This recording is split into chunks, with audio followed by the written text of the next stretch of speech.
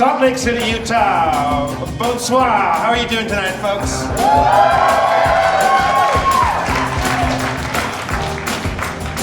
From the snow-covered streets of Trolley Square, is that where we are? And the beautifully refurbished Wise Guys Comedy Club, Harmontown, is now officially in session. Would you please welcome to the stage the mayor of Harmontown? You know him. You might love him. Dan Harmon!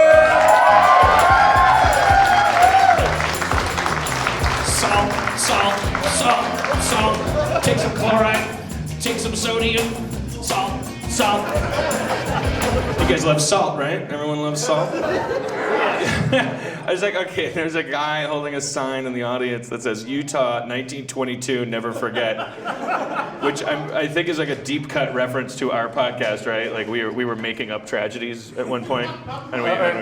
Okay, wait, we got another one over here. 65,000, Utah, you know what you did. You know what you did. All right. Well, these are... I don't even remember the reference now. So sorry. The camera guys want you to move back a little bit. Yeah, you're completely in shadow. Right. Find your light, Harmon. All right. The camera guys want me to move back a little bit. Come back a little more. So that I can make their job of capturing reality a little more artificial. Sorry my humanity wasn't marketable enough for you, Michel Gondry. So what was the joke? I would have done a show standing in a big shadow. Now we'll never know what that would have been. I probably would have talked to this guy. He probably has cancer or something. Now I can't. I don't. Everything's fucked up now.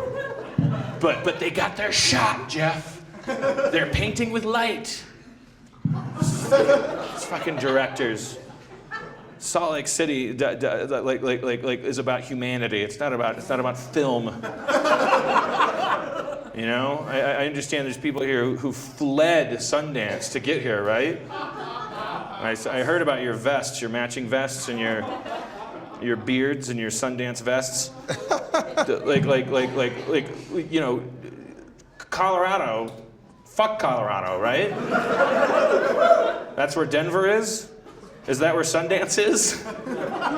Where's Sundance? It's in Colorado. Okay. No, it's up that canyon over there. It's up that canyon? It's in Park City. It's in Utah. It's in Utah. All right. Look, Utah's great. Sundance is okay. Salt Lake City is the best city in the world. We know that. And salt is the best condiment, seasoning, whatever you call it. I know there's like people here, Jeff. They don't like salt being referred to as a seasoning. Did you know that? I did not know that. They're offended by that. The way that some deaf people don't like cochlear implants. You know, it's like the idea in Salt Lake City is that salt is a meal itself, and that you use potatoes and steak and stuff to make the salt go down better. It's a real thing here, you know. This is the salt capital of the world. Their roads get real icy, and their potatoes get real bland. And they eat the salt. It's also the complex drinking law capital of the world. Oh, it is. Wrong cue. Complex, do it again. It's also the what, Dan? Complex drinking law corner segment. All right, everybody. Welcome to Utah, home of the weirdest drinking laws in the world. You don't know them. We've memorized them. We've been here for 3 hours and we've learned 1/10 of the fucking wild-ass liquor laws. You have. Complex drinking laws. Let me explain them. Jeff, you can't have a double here. A double drink? You can't have a double drink. Why not? There is no why. That is the because. You can't. It doesn't matter why not. There was but I'll tell you. Brigham Young. He had huge hands. So, and he was very, very ashamed about them. He was a wood carver and a philanthropist and a brilliant man. But he had these giant hands, and so they made special big glasses for him to make him feel like his hands were smaller. That was the original BY and BYOB. Did you know that? Yeah. Big Brigham Young's own bottle. Yeah. because the whole city had to kind of arrange itself around Brigham Young's deformed hands, and so people were secretly, people would wear like prosthetic giant hands, like that's where those foam #1 hands come from. It's like but it's just to make him feel better because he was a great man. He founded a great city and he loved salt and he ate so much salt, Jeff, that he retained water in his hands, I think is what. Have you ever heard the expression "mad as a hatter"? You know, that's from the lead lining in haberdasheries. Yeah. Mercury lining. There's an expression here called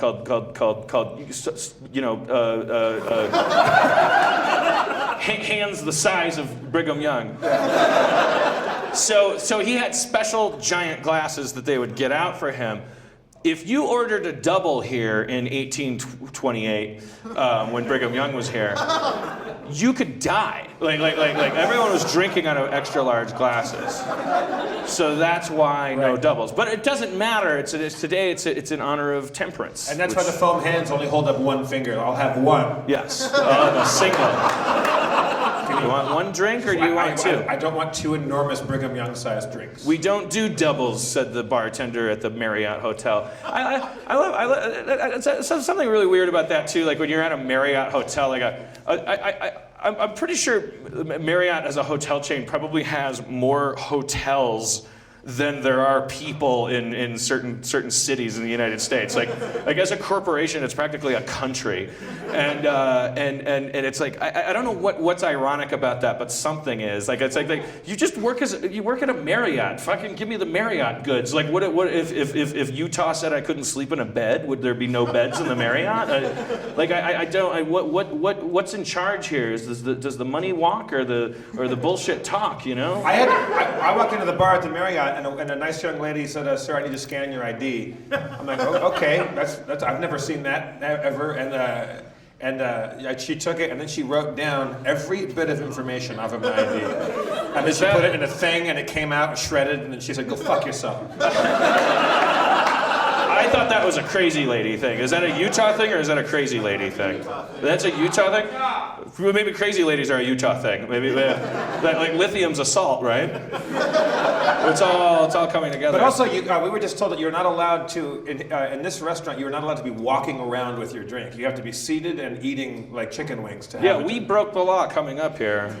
We called 911 before we came up. We had to somehow get it. That's why you'll notice there's an elaborate trolley system along the walls, like in Mr. Rogers' house, because the wait staff is not allowed to walk while holding liquor. So there's a little choo-choo train that comes by, and they have to pretend that they're here to catch a train, and then they go, "Oh, I'm holding a beer," and then they go, "I think this is yours," and they have to go through so much. And they have to wash their hands too, on top of it all. Yeah, like if the only way to get around it is to be in a wheelchair and have a plate of food in your lap, and then you can cruise around with a drink. It's complicated here. Are there some other liquor laws that we don't know about? There's a lot. I work in a bar. So. What's your name, sir? My name's Deuce. Okay, let's bring Deuce up because of his awesome name and his expertise and his. Hello, Deuce. Deuce is wearing a Crisis Alert T-shirt from Community. Awesome. So Deuce, you work in the liquor industry. Yeah. here in the city that invented complicated liquor laws. So let's run down some of the more weird. So like this is considered a restaurant. So you have to have food to get a beverage. In a bar, you can get beverage by itself. You can't have a double, but you can have two different kinds of liquor in front of you. So you can order a tequila and a rum. That's fine. But can I order two tequilas? No, I can't. No. Okay. But you can get tequila and rum. Because they saw 5 easy pieces, and they're like, okay, we're not gonna let like a Jack Nicholson figure go. Like, I'd like to give me 2 tequilas then, and look what I'm doing. Like they figured that out right away. Hold the ice between your knees. Yeah. Okay. So if I have food in a restaurant, can I have a double? No. Nope. Still can't. I could never have a double ever. You can never have a double unless you're at home. But I was at Subway at a Utah gas station, and I got double meat on my. That's a stupid comment. All right, well, give us another one. Was there something? Let's see. You can only have 2 ounces of liquor in a drink.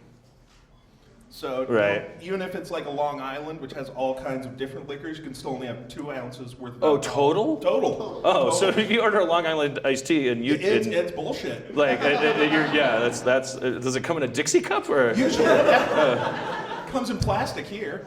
All right. Well, maybe instead of just asking you to list the stuff off here, let's just do an exercise. Okay. You be a bartender, I'll be a customer.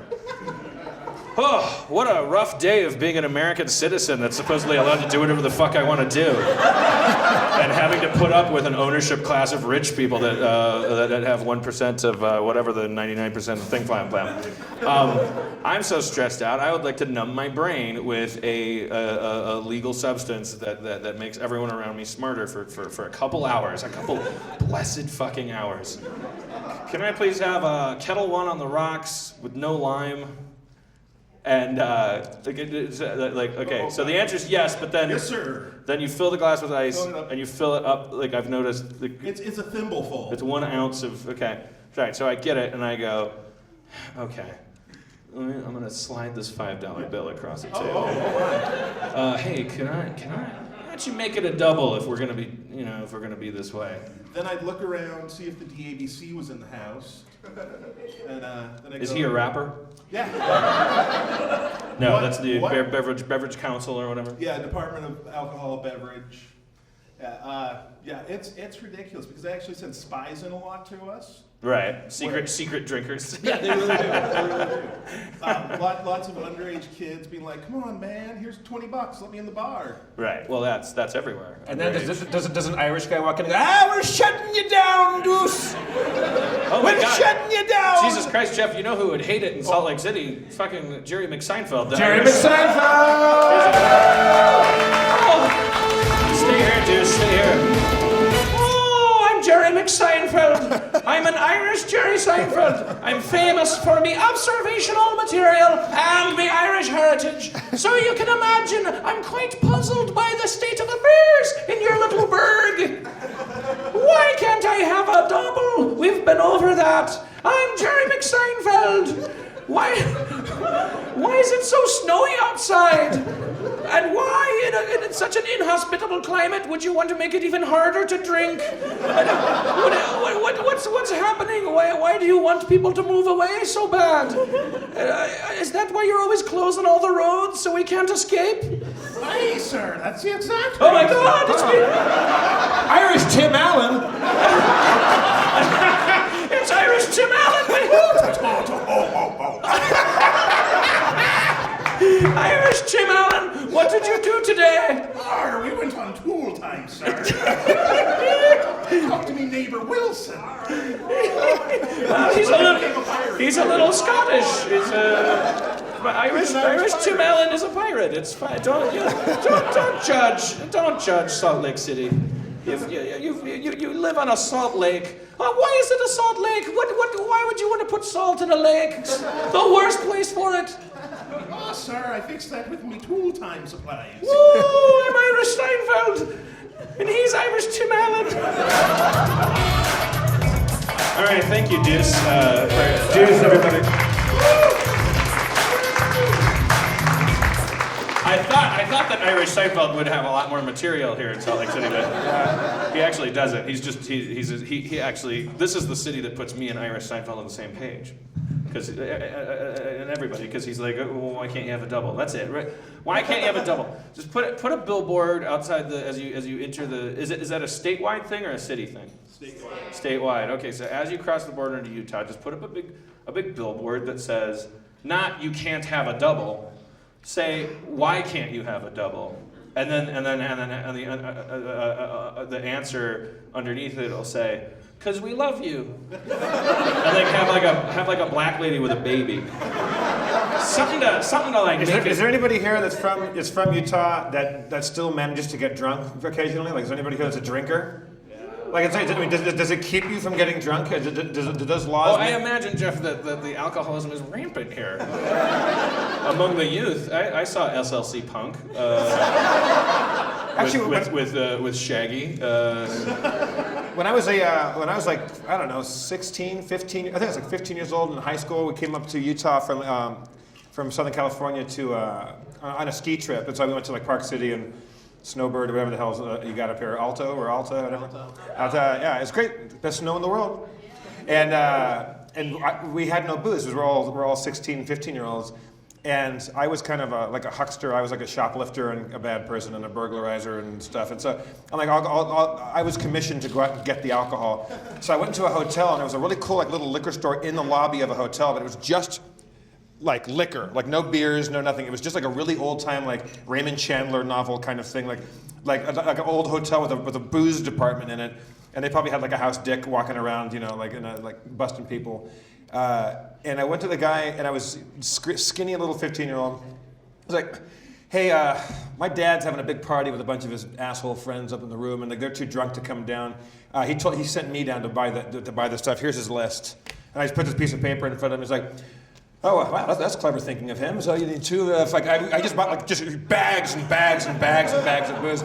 And his response was, well, that's a good idea of your father. I never thought of sending the kid down. What a good idea. Good, man. Human shield. I came back. I was like Alexander the Great when I came back. The trumpets like, it was a lot of booze. The waiter Marcus came over to Deuce and started whispering something to him, and I thought the SWAT team was gonna come in. Stop talking to them about the liquor laws. By the way, I filled up a glass of Grey Goose up here. I'd say, is this like a sword swallowing act to you guys? Like. Am I like Mel Gibson in Beyond Thunderdome with the kids? Like, oh, the pocket clips! Oh, fly, pilot man! He has a full glass of liquor in his hand. All right, I'm not mad. It's not you guys. It's the fucking government. And by government we mean the ghosts of like weird. It's got to be like some guy in the 1800s was like, well, they can't have doubles because every time I have a double, I know I want to rape people because I'm a vile person that makes laws, and I make them because I ask myself, what would I like to do today if I could do anything I wanted to do? Well, I'd eat that little girl, and I'd own those black people, and and I'd hit them when they did something wrong, and I'd clobber my wife over the head with a shovel and like bury her in the backyard. We got to start like making laws against this stuff. Because they're making the mistake of going, oh, everyone's a vile old prick in the world, and that's the problem. That's why we have to figure out, Jeff, the Constitution for Harmontown, and it has to be like a little piece of code. It has to just be a very simple. Got to figure it out before we get back to L.A. I think it's do what you want. It is do what you. It's everyone gets to do what they want. But you got to say it like that. Unless you got to say it. It's Jeremy Kramer's a little bit. Do what you want. It's like the mafia. Everyone gets to do whatever they want unless it interferes with someone else's ability to do whatever they want. ... Question mark. And I don't know what to put in there. I don't know. And if two people both want to do something and they can't both do it without one of them having to do something they don't want or not getting to do whatever they want, then you engage in a ritual called patty cake, or I think back in the old days, like manners were like there was a high premium on courtesy, and like people opened doors for each other, and people like helped old ladies across the street and put cloaks over puddles and stuff like that. I don't know if they really did. That might just be in a book, but maybe they just had more cloaks back then. I didn't care as much, but. Now, I guess we have evolved technologically and we evolve as a species. Courtesy just seems just to be something that's just dying. It's like devolving. Well, I think the whole thing comes down to, I want to do this, but I want to smoke a cigarette, but these people might not want it. And someone walks over and politely goes, "Hey, man, could you not smoke a cigarette?" I'm sorry. Like I'll take it outside, or this, have a human conversation about it. Be adults. Have some common courtesy is my thing. Yeah, but then there's this rise of the passive aggressive like mutant, like somebody who's cool but is always getting what they want, like leveraging people socially. Like you have to protect against, but then you tell that person you're being a dick. Shut up. Well, and then that person can also say you're being a dick for not giving. But like there needs to be a little bit of a foolproof. Like I understand the whole idea is be cool. But it's gotta have. Here's my theory. There's gotta be a way to back the dollar with human life instead of like a mythical piece of gold in Fort Knox or a stock or the dollar itself or pride in your country. If you were able to back the nation's currency Like, because currency is going to be useful still for a little while. We can't all become hippies and run around and kiss gazelle or something. Like, we got a good 100 years left of still needing poker chips to get through our day, like to make transactions. I say though, you can back that currency with. Like, it's like a video game. Like when you're playing a video game, there are video games where you're like walking down the street and then there's like a thing that goes, someone needs help, and then you go and help them and then you get some bonus points. And they're actual points that you can use to get a bigger gun and blow the fuck out of something. Like it's like shit that you can use to make yourself cooler. At the very least, when you show up, because I've discussed this before, I'm just saying like if I'm walking down the street and there's a guy laying on the sidewalk in a puddle of his own piss and he's going like, I had a bad day today, can you help me out? My reason for not stopping and having a conversation with him and seeing how I can help him is I'm late for lunch. I got shit to do. I got a script to finish. I got all this stuff to do. So, and the reason I got to finish my script or be on time to lunch with my friend, all that stuff just has to do with capitalism, really. It just has to do with like okay, I'll end up like him if I help him. I'll end up like him if I help him. So all you have to do is reverse that and say, if I help him, the opposite. It's like so that when we see a guy laying in the middle of the sidewalk in a puddle of his own piss, we go, holy shit, I can't believe I found one. Like, this is like a hidden package in Grand Theft Auto. Like, I just stumbled. Do you know how rare these are? People who need my help? I'm rich. And because if I help them, then it's like I get like points. I get like a power up of some kind. And then because the whole country works that way, we're the most powerful country in the world because all the other countries go like, oh, that country where nobody's laying on the sidewalk in their own piss. They all just, every time someone starts to have a bad day, 8 people jump on him and help him so that they can profit off of it karmically. And so everyone lives in a fucking like penthouse over there. Everyone's like floating around. But then you're talking about destroying capital. So then now, so if you replace helping people with capital, like the whole point is that we've got to a place where capital is the whole point. Accumulation of wealth is the definition of success. Competition is a good thing.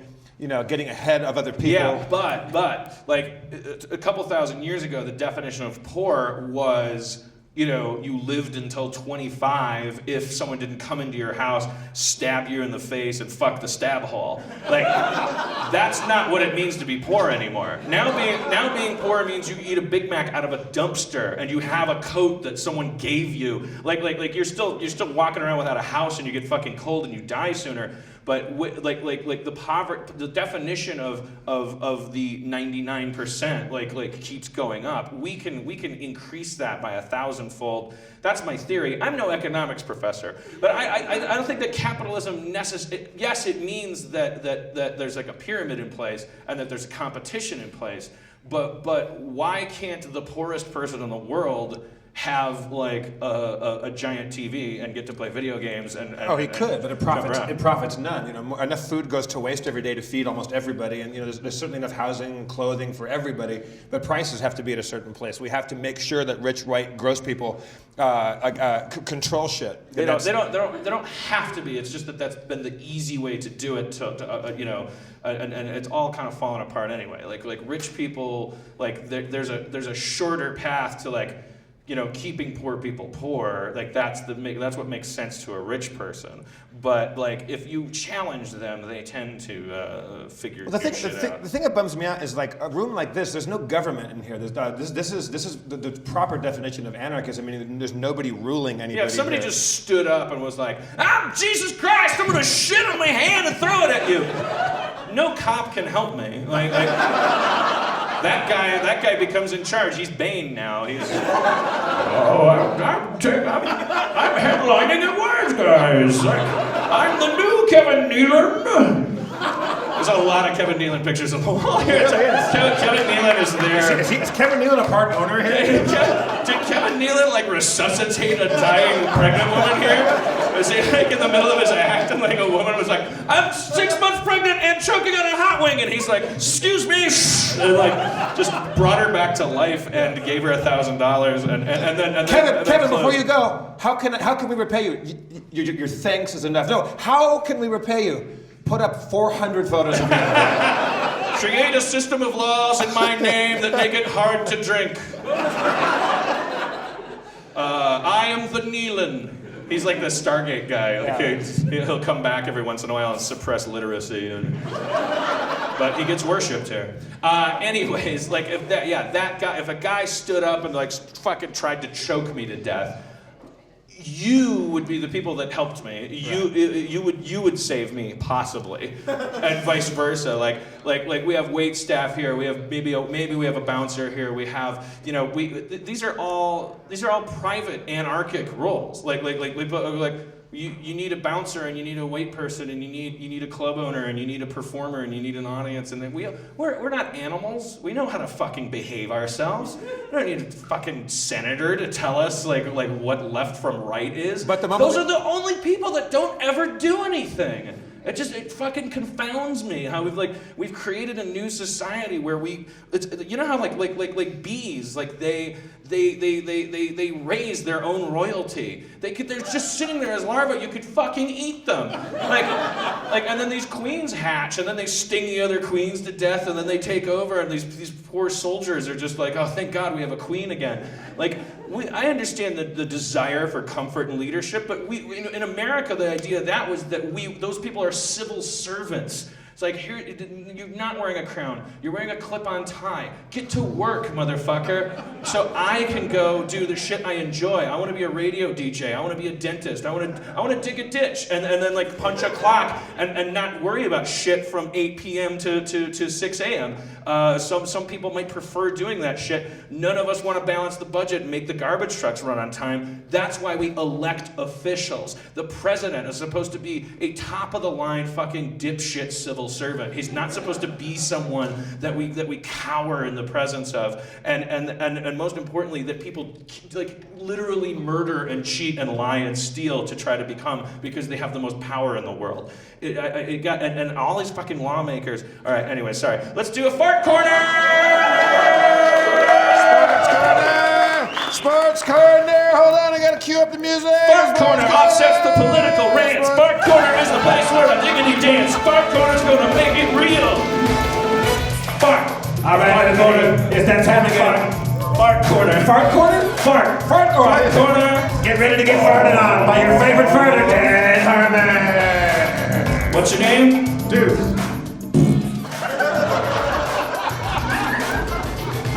What's your name? Alton. No, it's not. Woo! Fart corner! Sorry about the armchair politics.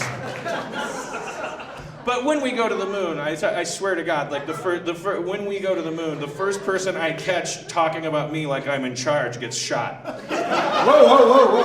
Okay, I overreacted. Jeez. Said the guy not in charge. All right, we have to, it's complicated. We have to work it out, but I knew that Salt Lake City was the place to talk about this because they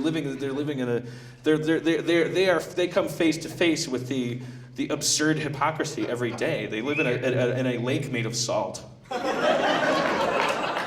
you guys proud of living here? Is this a place that people like take pride in living in?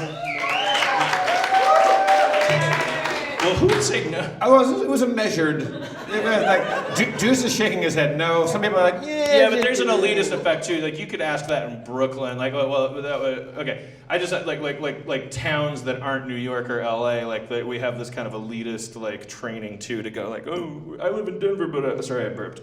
I live in Denver, but I don't like it. Can I leave with you? You know, like there's places like and it's self-hatred. I've been here a bunch of times, and I don't know anything really about this town. We last night I don't think we really got to meet the true Denver. It's nice to we leave right after the show. We hop on. We have a couple drinks. We get on the bus and we go to Portland. Well, you know, Utah. I mean, there's no better way to get to know a community that you're in, Jeff, than familiarizing yourself with its active sports community. Yeah? Well, you love sports. Yeah. It's that time again. Sports Corner! Hey, everybody, it's a lot like Fart Corner. It's a lot like Fart Corner, but less people get farted on. He's gonna fart on your favorite sports teams. Dan Harmon, Sports Corner. Sports Corner, Utah. All right, Dan. You've been pretty vocal in the past about the Jazz. Yeah. What's your problem with this team? Why do you come down so hard on them? Jeff, defense. This is a game about defense. The Jazz needs to understand that if you're not protecting the ball, you're actively attacking it for the other team. Yeah. And that is a simple thing. Our moms told us that when we would play the Jazz's game. Dan, do you think? I mean, he's a little older. He's still putting the numbers up. Do you think it was wise to re-sign Karl Malone? I think Karl Malone is a legend, but he's a functional legend. Like, there's legends and then there's fossils. So you look at Kubrick, you look at Hitchens on the Nuggets, you look at I don't know, Tiger Woods out there in the 7th inning of the last Clippers game. Malone is different from Woods, different from Kubrick, right. different from Hitchens, in that he's a functional legend. He still has value. Most importantly, leadership. The other Jazz, the other Jazzes are gonna look at Malone, and they're gonna remember what it's like to be proud of the Jazzes. Listen.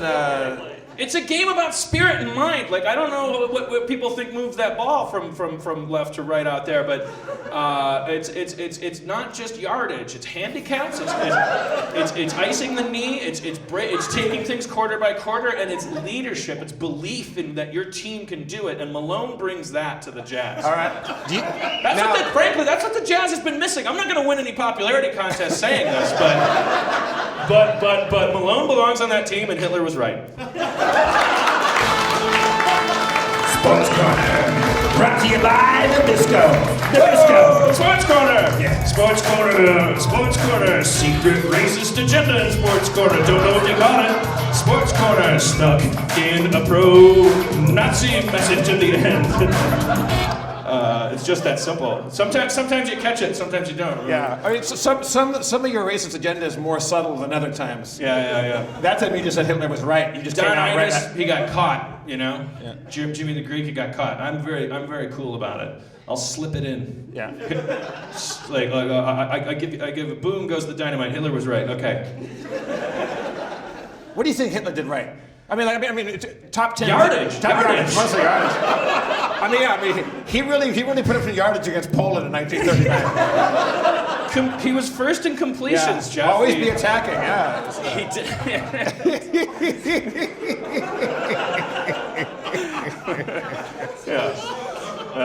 This is going to end up out of context on Huffington Post or TMZ, and the word Chevy Chase is going to get mentioned 7 times. Oh well, that's life in the tag cloud. It's a tag cloud society now, Jeff. It really is. Got to keep that ball moving. I feel like if there's been one good thing, and there's been many good things about this Harmon tour that we've been doing, but speaking of the internet and the benefits that it has, I think if we do one thing in this tour is that we've released into the ether and into the ethos of the country and possibly the world a gentleman named Spencer Crittenden. Oh yeah. Spencer to the stage. Spencer, are you with us? Spencer Crittenden, everybody! Ooh. Approaching the table. Wearing his vintage community shirt. He sets down his bag with an earth-shattering thud. The mics are hot, but the crowd is hotter. His beard contains secrets and scrambled eggs. He's a better rapper. Spencer did a rap debut last night in Denver. Everybody. Yeah, it hasn't podcast yet, so we're letting you know. Spencer has emerged as the master rapper of the tour bus. I don't feel like the battle has really reached its fever pitch, though. No, someone's gonna die. I think that was that was the opening clang of a sword fight. We haven't really got up that staircase and swiped the candles in half yet. Yeah. Can we talk about Gobbler's Knob a little bit? I was laying in my bunk in the tour bus, and we were about 45 minutes out from Salt Lake City, and I'm looking on the map where we are, and I notice a little town way out. I don't even know if any roads connect it to the highway we were on. It's just a knob. I don't even know if it's a town. There is a place on a map known as Gobbler's Knob, which that's what I would call a town if you let me name towns. Has anybody been to Gobbler's Knob? Really? It's not that. Has anybody heard of Gobbler's Knob? Yeah. Pull it up on the map. We should all go after the show. We should all go to Gobbler's Knob. They changed the name though. It used to be really embarrassing. Like it was like was it just penis, dick, cock, swallow valley. Boner Huffer. Yeah. Gobbler's Knob. I love that it's not Knob Gobblers. It's Gobbler's Knob. Gobbler's Hi, Knob. I'm Carl Gobbler. There's a knob where you can have a nice glass of lemonade with me, Carl Gobbler. Why isn't there a band called Gobbler's Knob? It's so good. Gobbler's Knob. Gobbler's Knob. You know, everything in Gobbler's Knob like is very, very serious. You know that they have to be very serious there. If there's people that live there, you know they're like experts at keeping it cool and like there's like 8 libraries every block. Like because they're like we live in Gobbler's Knob, so like somebody fucking compensate here. Dan said earlier they probably have a really good Holocaust museum there. Yeah, anything serious like they're experts in the serious. It's all in. It's an offset. You know, there's a sign as you go into Gobbler's Knob. It says, "Welcome to Gobbler's Knob. This is a serious place. Yeah. This is for real. You didn't come here to make fun of us, did you? Yeah. You want a T-shirt? We get it. If they had any brains, there's a big sign that says "Welcome to Gobbler's Knob," and there's a gift shop right there. Yeah. Get your T-shirt. Yeah, there's a turkey sucking a dick. When I was there was a guy in Milwaukee. I just want a T-shirt with a turkey sucking a dick. I'm from Milwaukee, Wisconsin, and there's there was a war hero from there that fought in World War II, I think, and he had parks named after him and some streets named after him, and his last name was Bong, and there was a Bong rec area, and it was the sign was like cold riveted, it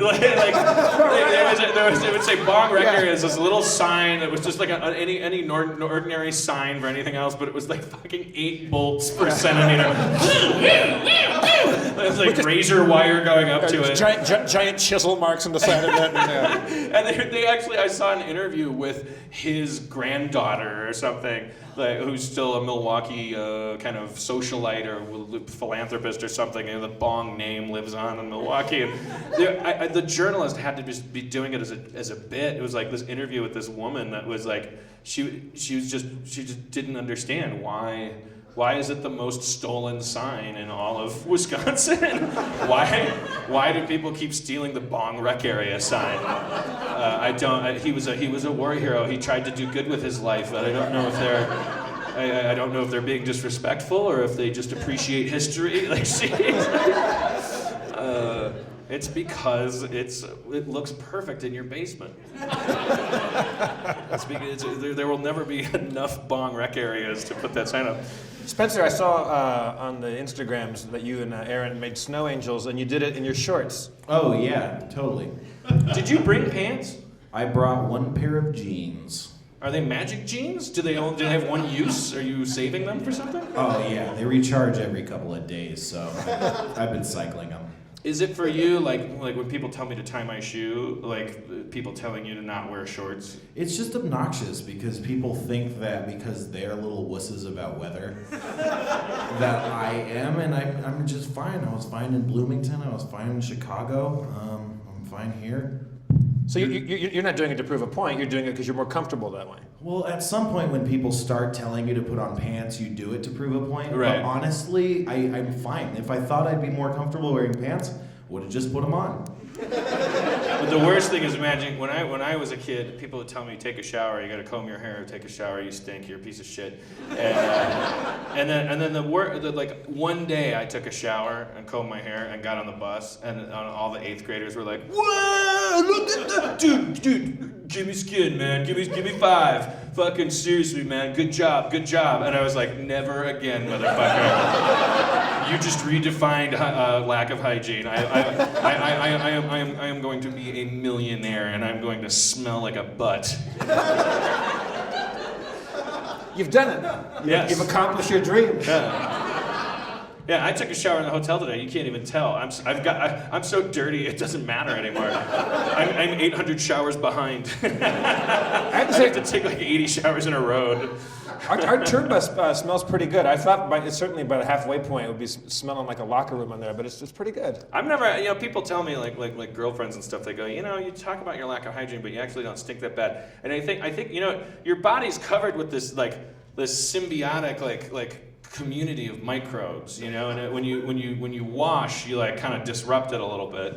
I'm not saying people shouldn't wash. I'm just saying like part of your immune system, your body's immune system that fights off like weird germs and stuff from the outside world. Part of why we've all been touching bathroom doorknobs forever without having there be a giant epidemic is because your body there's no real estate on your body for germs because it's covered in germs, your own germs. Like you have it's wall to wall. The entire surface of your skin is shoulder to shoulder fucking boogans and stuff.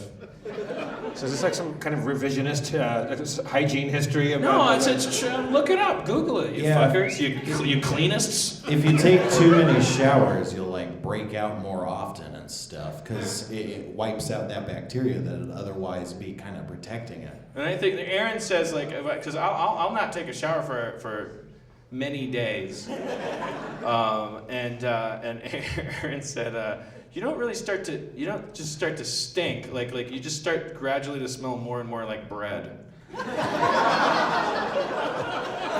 I've smelled you when you stink, it ain't bread. Well, I mean, then I don't love you. No, we're never gonna fuck. Yeah, but maybe that's like a body chemistry thing. I think so. Yeah. I think people's noses and other people's BO are like key. There's a thing. It's like a speed dating thing. There's a thing for anything. I could make this up, but I'm not. Somebody told me about this. I don't know where they're doing this, but it's like a speed dating kind of weird thing where people get together. You don't shower for a day or 2 days. I don't know what it is. You take the clothes and then you freeze them. You bring them to this gathering, and then the people do this speed dating thing where these thawed. BO shirts, like no cologne, no deodorant, but it's just your BO. Men and women, there's like these anonymous piles of clothes, and people go around in circles and they smell the clothes. And you write down like what you're okay with, like what you're like shirt number 8, like I don't mind that. It smells like my dad or something. I don't know, whatever. I can tell that person hasn't had a shower for 2 days, but at the same time, I wasn't repelled by it. And I'll tell you in the next podcast whether or not it's working. I don't know. 80 people have been married, and I don't know. That's all I heard. It's an interesting concept. Like there was you could do personality tests. They gave people shirts and had them wear them around for like a week, and then they gave them to a lab. And then they gave them to people who weren't trained to understand, and they'd made them smell it and said, "What do you think about this person who wore this shirt?" And they were actually pretty accurate compared to if you just looked at the person and tried to form a judgment. Interesting. Makes sense. I mean, granted, our noses as primates have been totally shut down. That's why we're blown away by dogs and cats, because we used to have snouts like that. And we have our eyes move forward to the front of our head to get stereoscopic color vision. And all this equipment, all this computer equipment up behind your nose, that had to get kind of liquidated and sold, and shut down. So our noses compared to dogs are dogs' noses are pretty much their eyes. Dogs smell as much as we see. And they just use their eyes to not bump into a wall and kind of zero in on the butthole to smell. But then that butthole is the Facebook page. I'm not the first person to bring this up at Wise Guys in Salt Lake City. I'm sure Kevin Nealon's got 20 minutes on this. But there's a wealth of information they get out of that butt. All we get is it smells like poop. But that being said, I think there is more to smell than we are used to experiencing. Anyways, we got deep tonight, Salt Lake. I mean, you can't say that Dan Herman didn't come to your town and confuse you. And that's what the show's all about. Should we go out in the crowd and find us? We have to make our connection, man. We're not going to be here long. Okay, you want to make a personal connection with someone. It's hard to well, I mean, I like to go with people who are feeling pain, like not necessarily physical, like someone who thinks they had a pretty bad day, and it really doesn't have to be in a funny way, but anybody that's willing to like talk about like, I don't know, you're going through some shit, like if it's a breakup that you're not able to get over, or like a job transition, or a long spate of unemployment. What's that? Are you volunteering yourself, like going like, I got some job troubles? Sure. Okay, let's bring them up. What's your name? Hey, I'm Craig. Craig, everybody. This is Craig. From Wisconsin. Oh, Craig from Wisconsin. Yeah, Craig. I don't know why people didn't instinctively applaud you when you came up onto the stage. Maybe you smell weird. I don't know. Maybe they. Craig, so you're specifically, you're having a hard time transitioning occupationally? I taught art for 20 years, Dan. And last year I had to resign just because of the state of Wisconsin has got some really bad stuff. Yeah. Wisconsin has horrible things going on educationally, yes. My brother's wife is a teacher there. Ouch. But now I'm trying to figure out what to do next, man. Have you considered the Dan Harmon lookalike contest that's happening? I think it's tomorrow night, Ogden, Utah. What's the grand prize? Is let's get a picture together here at the very least. Can you tell us, Craig, like holy shit. Guys, over here.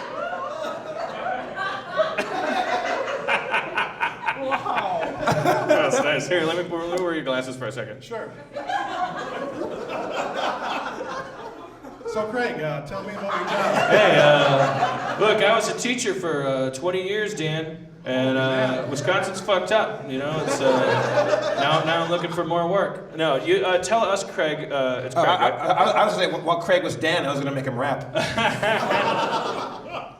Craig, can you? Yeah. Well, wait. Can you just get?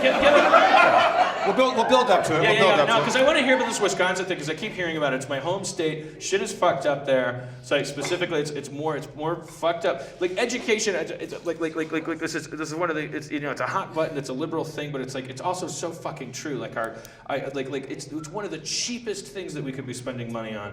I love the kids too, man. I love the kids, but there's so many rules that are not working. It's so easy to like suck money out of that sector, and it makes no sense. It only makes sense to creepy rich people, because they don't get rich the next day by putting any money into the idea that it happens so fast. 20 years from now, you're gonna feel the. Anyways, can you tell us specifically what's going on in Wisconsin? It has to do with like unions and stuff, right? They kind of busted up the unions for the teachers, and now the administrators of all the school districts can make up their own set of rules.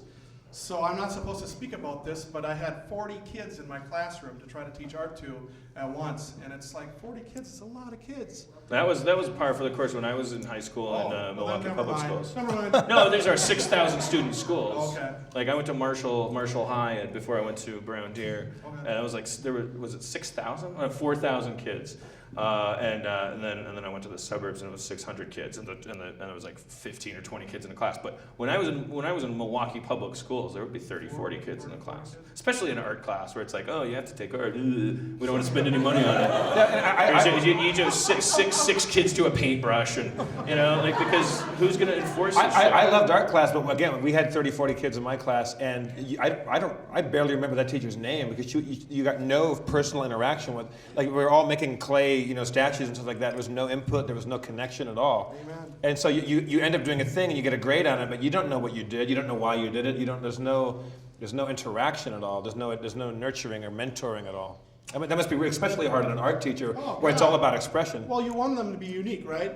You don't want them to be cookie cutters and whatnot, so. Yeah, they're human beings. Like, you have no idea. Like, we obviously, in a grand scheme of things, what happened is we know that education's important. We know that our kids have to go to school, and then all of a sudden this becomes like this.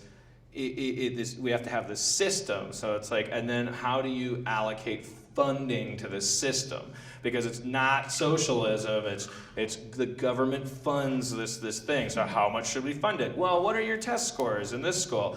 Okay, so if our test scores are this, then we get this amount of money for microscopes, and if they don't, and the whole thing gets fucked up by, guess what? Money. Like, there's no place in medicine or education. I'm sorry to just be a typical liberal, but how much more clear can it be that that education and medicine, like the dollar getting near that stuff, like how it's only a couple minutes before the fucking weird paradoxes start to happen. So what do we have to do in Wisconsin? I'll make it happen tonight, Craig. Awesome. All right, so are you out of a job now? Are you retired, or are you? I'm currently unemployed. And do you want to get back into teaching again? Part of me will always be a teacher, but I wanna come with Dan and write movies. You guys could go to meetings. Dan could sleep. Yeah, we could. You could go in. Yeah, it's like an Olsen Twins movie. Let's trick them. Yeah, Dan would be. You'd be sleeping in the car, and Dan would come out, and you'd tag out. You'd put his shirt on, and you'd smell like him, and you'd go in the meeting. Zemeckis wants a movie about a giant. Go. Here we go. Wait a second, Dan Harmon. We broke for lunch. Weren't you wearing glasses earlier before you went to lunch? Yes. The better to see you with, Mr. Spielberg. Okay. I don't know. It's just like you were being a real asshole a couple hours ago, but now I really like you. You seem a little older and wiser now. Seem more artistic. Yeah. You smell different. All right. Well. Aside from taking you to LA, come to LA, write a screenplay. Cool. Have you ever written screenplays before? Is that something you dabble in? Yes, I do. What kind of genre stuff do you do? I've done some 101 pieces. Oh. So really? Yeah, I think Channel 101 he's talking about, or nonprofit. I did a puppet art teacher from Wisconsin called Whackjack years ago. So remember that one? And it didn't make it in. That might ring a bell. It didn't make it into the screening. It was the 7th one voted off, so it didn't make it quite in. All right. Well, I'm sorry. It would have changed my life. Yeah. Way to go, Herman. If you want to change your life, all you got to do is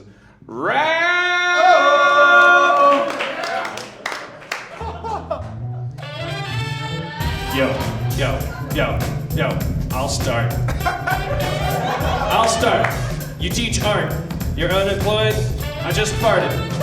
Sorry, I didn't mean to do it. I fucked your mama like her name was Hewitt? Sorry, I'll start over. Breakdown, Salt Lake City. Only thing that rhymes with that is your mama's city. Lake made of salt, drove to get here with ice instead of asphalt. The bus almost tipped over 3 times. Now I'm gonna express it through rhyme. It's a hard place to get to, but I love the people here. I fucked your mama so hard her titties sprayed beer. Craig coming to the mic. Craig's coming to the mic. There's time here at the school. Mr. Harmon is feeling so cool. Hey there, buddy, don't do nothing fun. Cause if you do, you're gonna kill the sun. Yo! Wow, shit got mythological. Yeah, that's mythical. He's Egyptian. Well, you eat the sun every time you make a painting. Holy shit! Sorry. Hey, the sun just got eaten. The sun just got eaten. Sky black as cloth, can't see anything. I fucked your mama so hard her pussy started to sing. Said la la la, and I said shh. So the story's building. So far, just to keep it up to date, a woman's titty sprayed beer, and then someone got bad grades in school, so the sun got eaten. And then now a woman's pussy is singing. Yeah. Maybe we can connect those dots. Okay, all right. Take it, Craig. The sun is gone. Hey, Mom, she's quite the fox, cause she's the one with the singing box. So don't go there, she's not here. Everybody go get a beer. Oh, Salt Lake Craig rounded it up for us, right? Yeah. Salt Lake Craig, everybody. All right. For God's sake, support education every time you get all excited. Thank you, Craig. Every 4 years, you know how we have this big ritual where we pretend that the one guy we vote for is going to make a huge fucking difference for 4 years?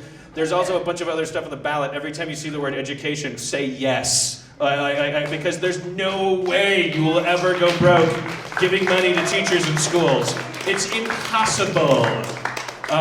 Here's some stuff that costs a lot of money. Giant fucking weapons, like that will never be useful against a guy who is born in a crater and just wants to blow shit up with his own body.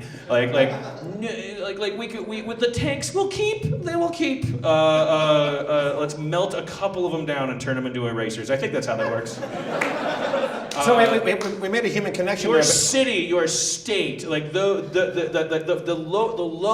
more local your politics get, the more important they are. The pothole outside your house needs filling. It gets filled or not filled based on a person or a community going like, let's fill the pothole, take those resources, allocate them. A Walmart getting built on your corner, that's like local shit. You know, the stop sign that stops a car accident, that stops people from dying. We argue about the dumbest, fakest shit. I'm 40 years old. You guys some of you are 25. Like, you think gay marriage and abortion, they made it up. They made it up. They're pretending these are issues because they're all in fucking cahoots with each other. Fuck these guys. Just like local politics are kind of important. All politics are bullshit, but local politics are a little more. You get a little fucking yardage if you decide to put. It's all about yardage, man. Yardage. It's all about yardage. Don't. Yeah, it's getting tangled and crazy in Wisconsin because we start thinking that we need some Superman in the White House in order to change the world, and all that guy is just I'm sure he's a great guy, but what the fuck is he gonna do? Except to walk around and not embarrass me when he talks. That's why I voted for him. I literally just voted for Obama because it was like, oh, he can speak. Like I'm so embarrassed. Was everybody crazy for? I mean, like the Mormon community here, was everybody really wild for Mitt during the election? Oh yeah. Yeah. I'm curious about the Mormon thing. Like, I know like a good half of the population here is still actually maybe not here, but. How many Mormons do we have by applause in the audience, in a Harmontown audience? Oh, quite a few. Nothing. 20% maybe. That makes You're an ex-Mormon? This city was founded by Mormons and is now like basically, according to Wikipedia, half non-Mormon. I mean, it's a capital city and a city of industry now. It's not about Mormonism anymore necessarily. There's not like a Mormon train like that's propelled by Mormonism. The train has electricity in it. The banks have money in them, not snakes. I don't know what Mormons believe. I think they talk to snakes. I can't remember. Should we get a Mormon person up here? Oh yeah, can we have a Mormon up? Let's have a Mormon. Not a Jack Mormon. Let's get a gal up. Let's get a woman on stage. Okay, yeah. Let's have a female local Mormon that won't be we want a Mormon's a proud Mormon. Are you not a self-loathing Mormon? Okay. What's your name, miss? Talitha. Okay. Say again? Talitha. Talika? Talitha. Talitha. Like urethra.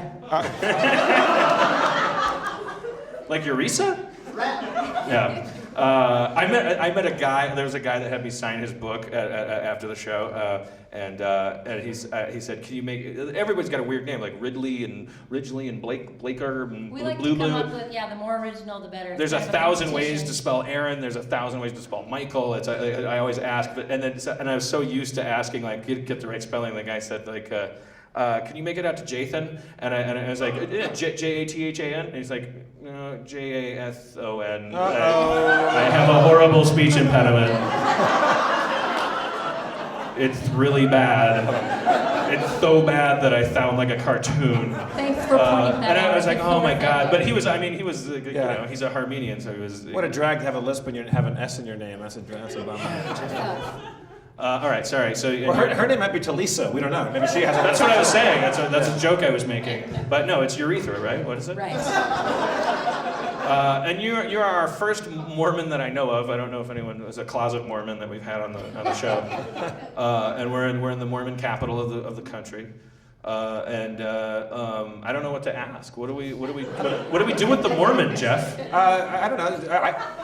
It occurs to me that I really know nothing about Mormonism except the Mormon families that were in my high school, and I know that they were very tightly knit, very large families generally, and very close, and they had their little home evening or home. What do you call that? Family home evening. Right. Yeah.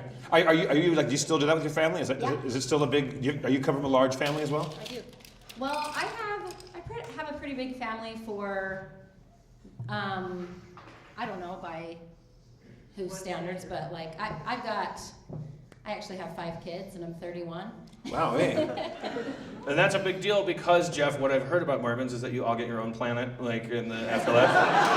That's one of the 8 things that I've heard about Mormonism, is that the part of the scheme of the afterlife involves like your own world. I've had 3 kids and then we adopted 2 kids too. But yeah, big families is pretty common. I've heard so are these things are they caricatures? Like I remember when 9/11 happened, all the ticker tape on CNN could talk about is the 70 virgins, because everyone wanted to know who would do this, why would they do it, and that was the talking point. Let's find the weirdest, silliest sounding thing about Islam that we can and just repeat it over and over again. Well, they think in heaven that your dick is a pine tree. Hey, they already blew up a building. We already hate them. We don't have to why did they do it? I'm just wondering, because Christianity has all kinds of weird shit about it that if you focused in on, and Judaism and everything, for a modern Mormon, what do we talk about? Magic underwear, I've heard. I've heard about the planet that everyone gets when they die, and no coffee. No coffee? Is that's Amish, isn't it? No stimulants, no Diet Coke, right? There's it's kind of like a health code kind of. So right. I don't drink alcohol, and you stay away from addictive substances just in general. Right. So you get to have cool haircuts though. I do have a pretty. Yeah, there's no rule against that. She looked very cool. I'm telling the podcast audience that sounded patronizing. If you had a podcast audience you were casually reporting to, you would sound sarcastic sometimes, like the person at the bank would go, "You can't have your money." I go, "I can't have my money, folks. It's just the way it works here."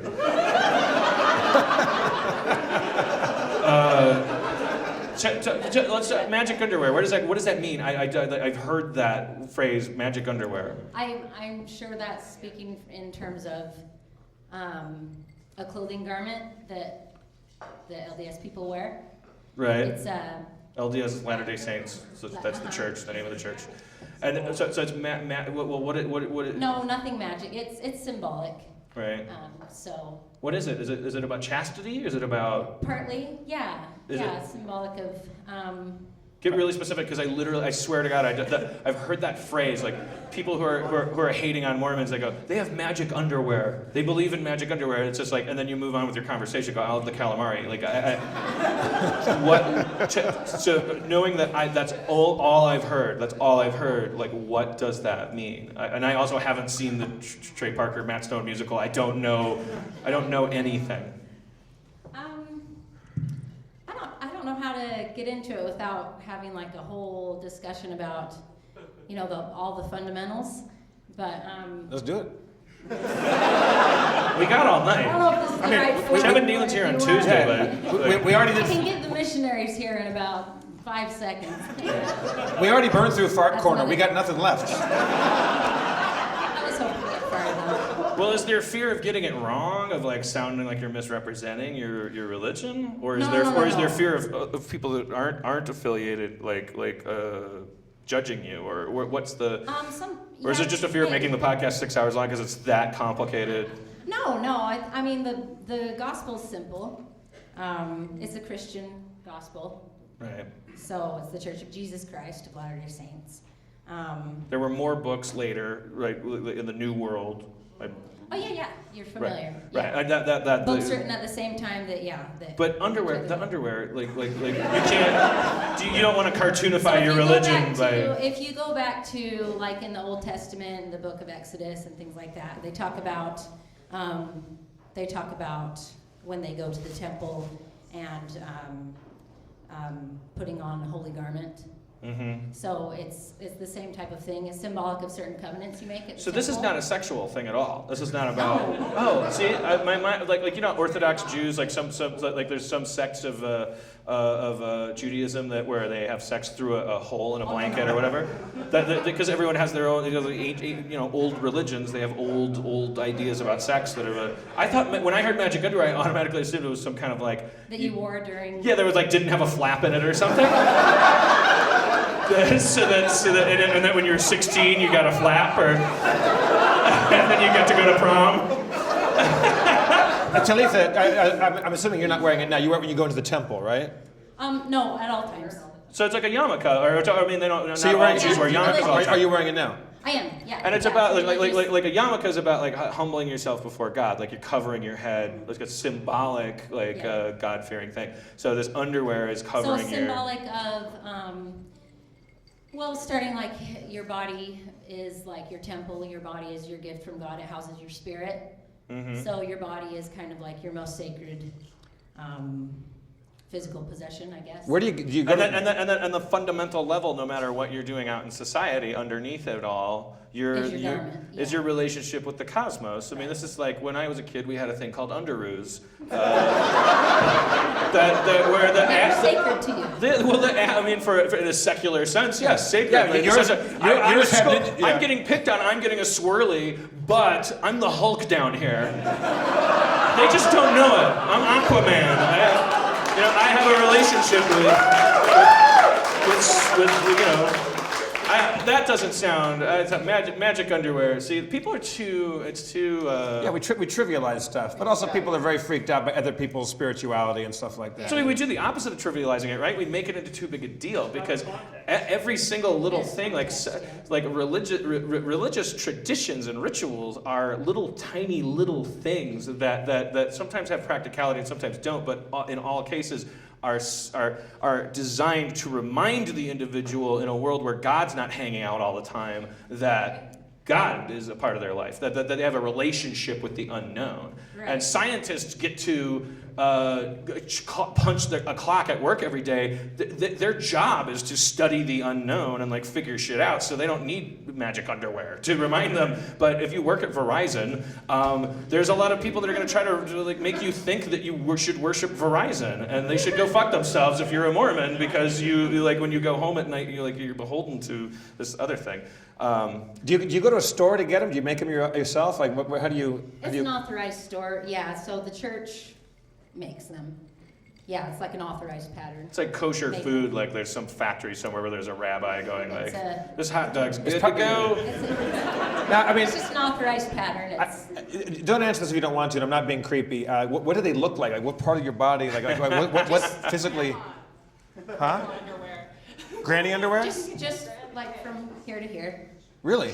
Like an old timey swimsuit, like in the. Just like a shirt and shorts. Well, I'm glad. I still make one. This is. I hope everyone else got their money's worth, but I certainly did. I'm glad I finally learned about the magic. Okay. Now let's say you go to the beach. Let's say you're taking a swim in the Salt Lake. Do you swim in the Salt Lake? You're taking a float in the Salt Lake. Yeah, then you would just not wear them for activities that wouldn't. Gotcha. That you couldn't normally do without. Like, so, if I'm going swimming or going to work out or. All right. You got 5 children. You can have any more? Or is that the limit?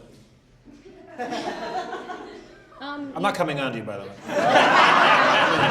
You have sexy hair. We want to know about your underwear. Yeah. Let's make it around 6. And how? I'm drawing conclusions. How fertile are you? Okay, well, yeah, I keep thinking like, oh, there's a big wrap-up question, but because I don't want to just have brought you up and talked about underwear, but like communication is always the fucking thing. Like I'm obsessed with race, all the time. I grew up in the 70s. I was like, when I was a kid on the playground, I was like one white kid and I'd be surrounded by a bunch of black kids, and I remember back then it was the 70s, and like we were coming off our Norman Lear sitcoms, and everyone was talking about the fact that people were different. You'd have conversations, or you'd go up to a black kid and you'd go, "Can I touch your hair? What does it feel like?" Or like, and overall, you wouldn't know, because people were communicating, because like that's the human gift, is to communicate. And then like this, like somebody saying, "Oh, they have magic underwear over calamari," and then that's all I hear, and then like all of the problem is in everything that's not explained. Like it actually doesn't sound very weird at all, and it doesn't sound very magical either. Or yeah, sounds like ritualistic, ceremonial. Yeah, it's ceremonial, symbolic. Yeah. Does it have a big M on it? Yeah. That's Mario. That's Mario. I'm sorry. Well, let's have a hand for our Mormon representative. Thank you, Talita. Thank you. I was hoping I could get farted on. You want to get farted on? I was hoping. All right. You want the music? Yes, please. Oh, hang on, let's get that. Sorry. Pretend I didn't do that. Talitha wants the music. Fart Corner! Religious edition. All faiths from corner to corner. Everyone's gonna get farted on. That's a guarantor. Made up a new word that can do that. Human beings can make up words in religions. That's our talent. That's what we do. It's called mythology. So scoop-de-doo. Farted on a Mormon. Farted on a Mormon. Talitha, everybody, thank you so much for that.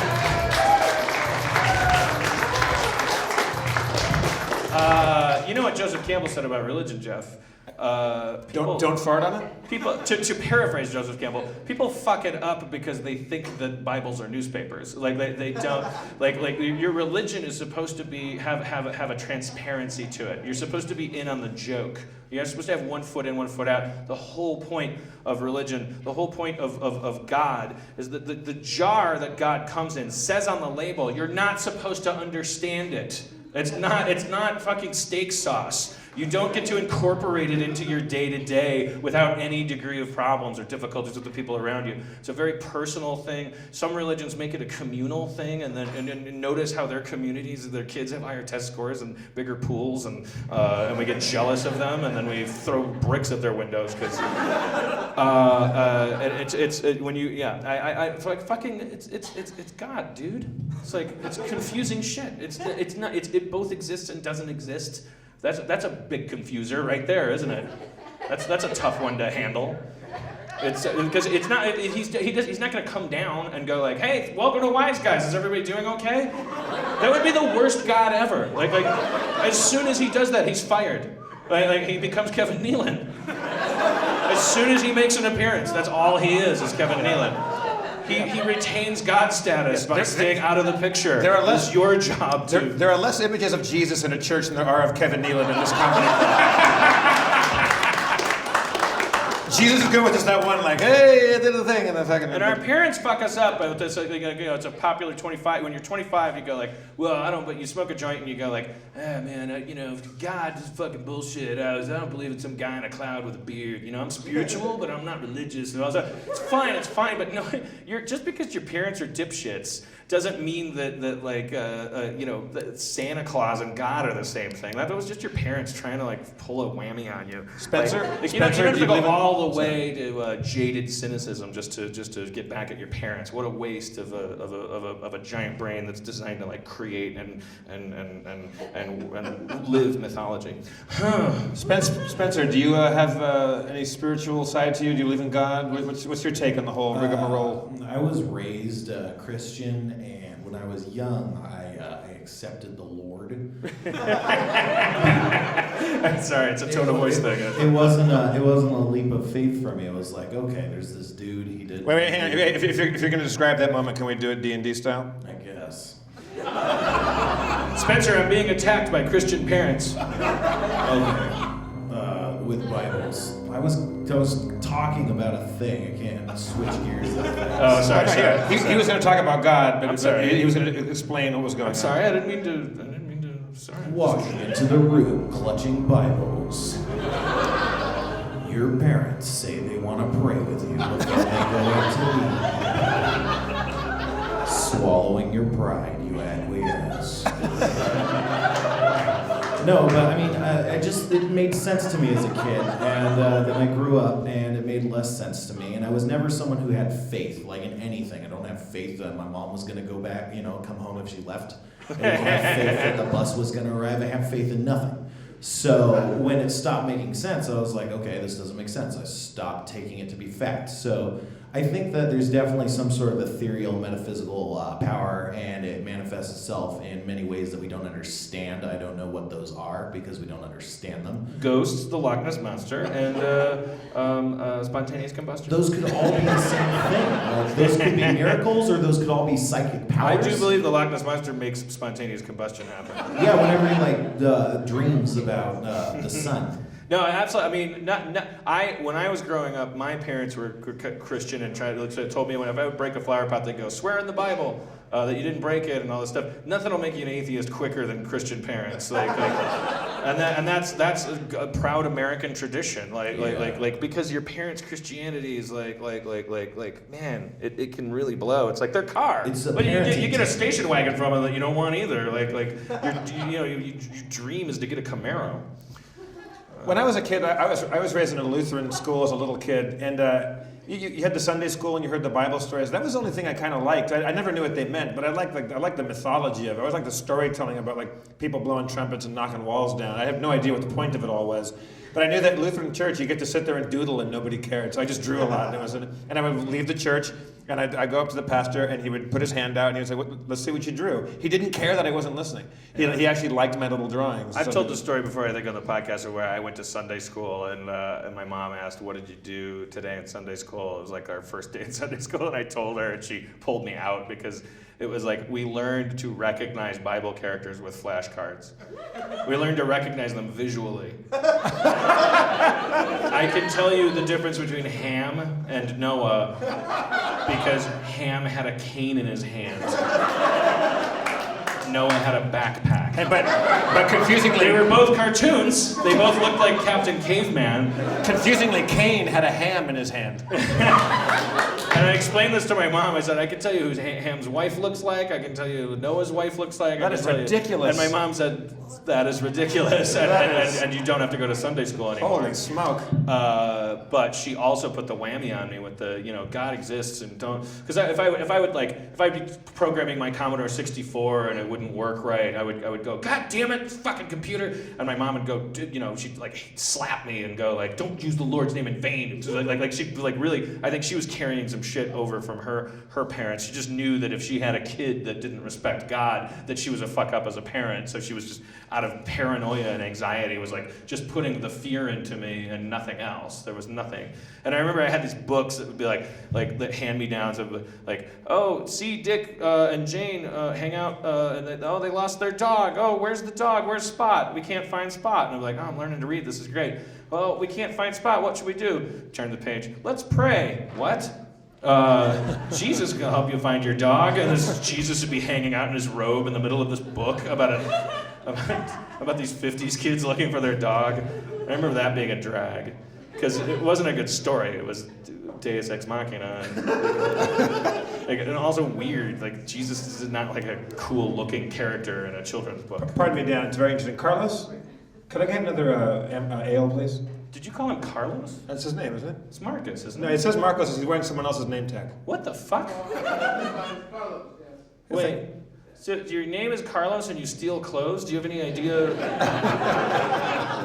We should point out he's definitely white, because I don't want podcast listeners to hear, oh yeah, there's a guy named Carlos that's wearing Marcus's clothes. What happened to Marcos? I found my name tag. It's Carlos. Oh, you found it again. Oh, right. Mystery solved. Thank you, Kevin Nealon. I don't know, plot thickens. As far as I'm concerned, not mystery solved. All right, let's play Dungeons and Dragons. All right, let's go.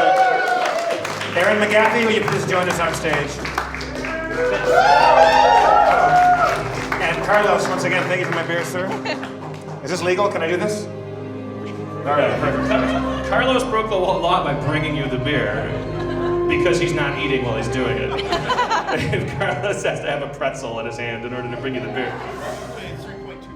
3.2%. All right. So Aaron, I never know how the show's going because I'm up here. Did I bore people with my political and religious? No, I thought it's a great show so far. There's a lot of content and. All right, four-star review from my girlfriend. I liked it a whole lot. I love the religious talk. My dad was a preacher and my mom was a theology professor, so I love that stuff. Is that why I turn you on? Because it reminds you I of your mean, dad? if you want to be gross, I think so, a little bit. You're kind of a, I was thinking about this a few nights ago. You're kind of a preacher. You're a fisher of men, a little bit. I have a congregation. Yeah, similar to my dad. Yeah. Does he smell like your dad? No, the dicks taste the same. But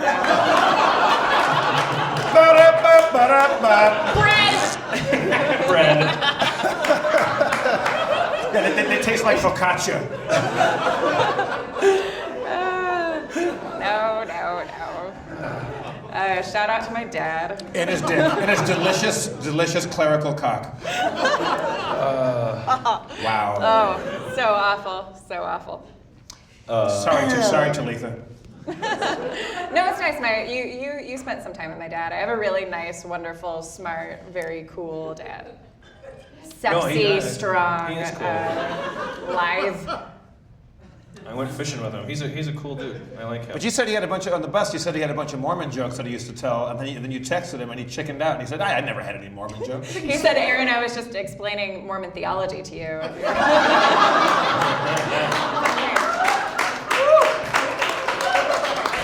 If you find that funny, it's in the eye of the beholder. It's on you. But I thought you told me a story once about when your dad was a Navy chaplain. He had a Scientology book in his office, and somebody asked him what's going on, and he said, I'm reading this because one of the seamen one of my flock is a Scientologist, and I want him. He's reading all the Scientology books so that he can be a better chaplain to whoever's on board his ship. That's cool. That is Smart fucking dude. cool.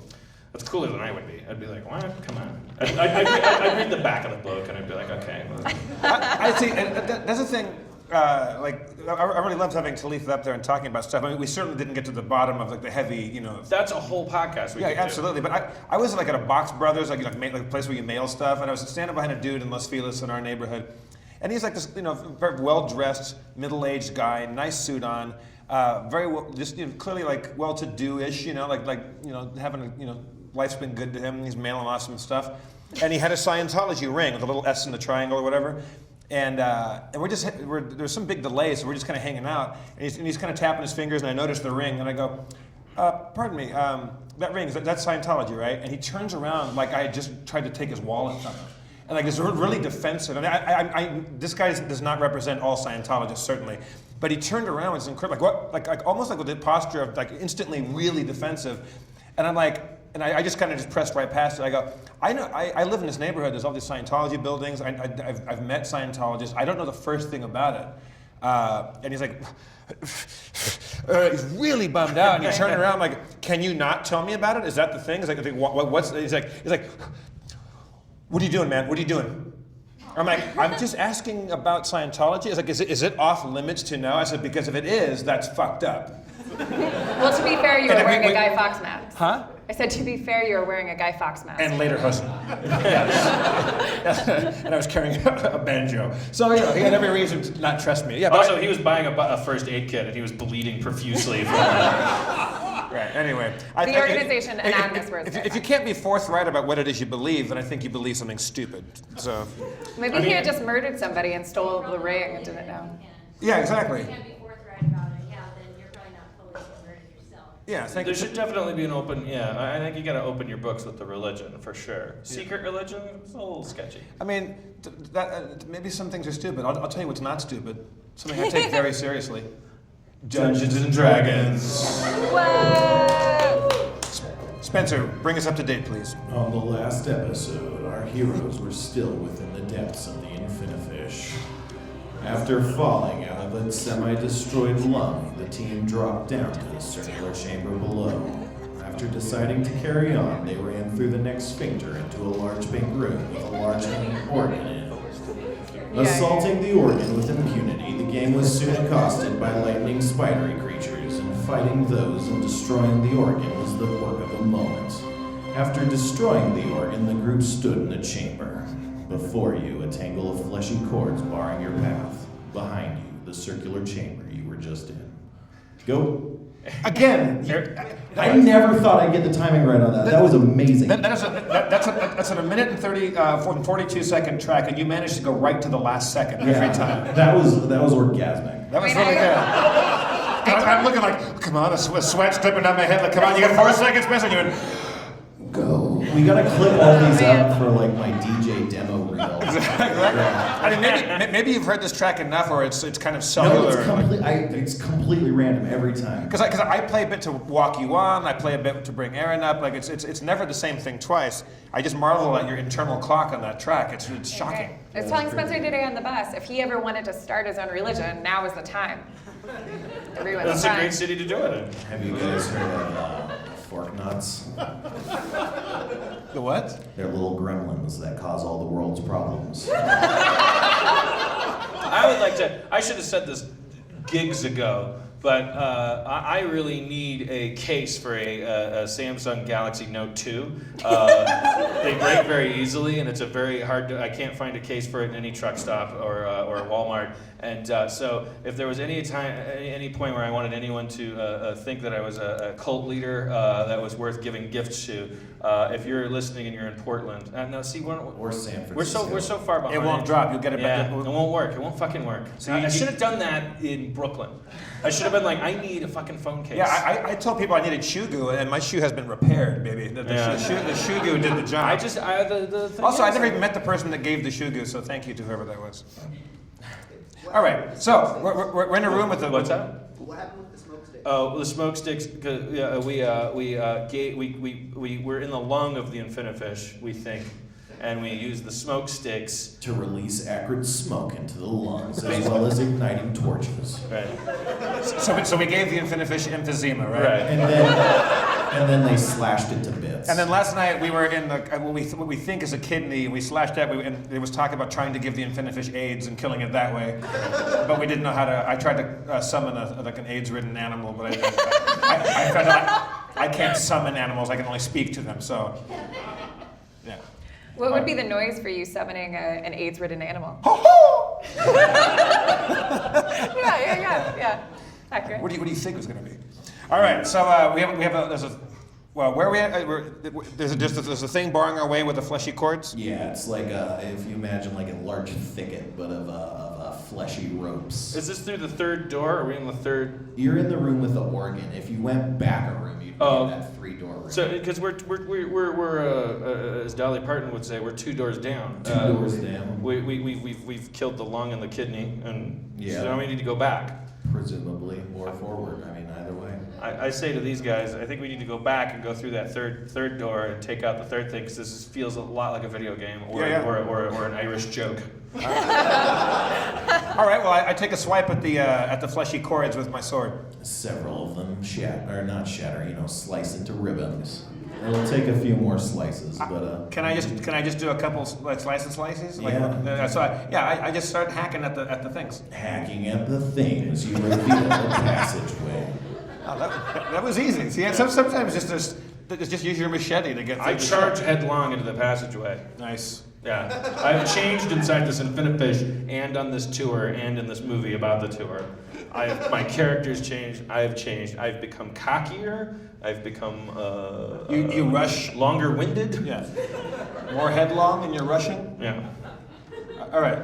Blasting through the opening, you are met with what appears to be a slippery slope. Your momentum carries you forward, and you slide down the slope. I remember that Aaron was in this room, mulling this. At the bottom of the slope is a large orangey pink slime, translucent and thick. We're in the butt. And inside the monster, you can see a large tome. It's thick and appears to be ancient, and it's covered in splatters of blood. Inside the what? There's a large blob of slime, as of some sort of monster, but on the inside is a large ancient tome. Okay, so there's that's probably like gelatinous monster of some kind. Yeah, you can see blood seeping out of the book and crawling into the mass of the slime, branching out like buds and shoots from a branch. The book calls to you.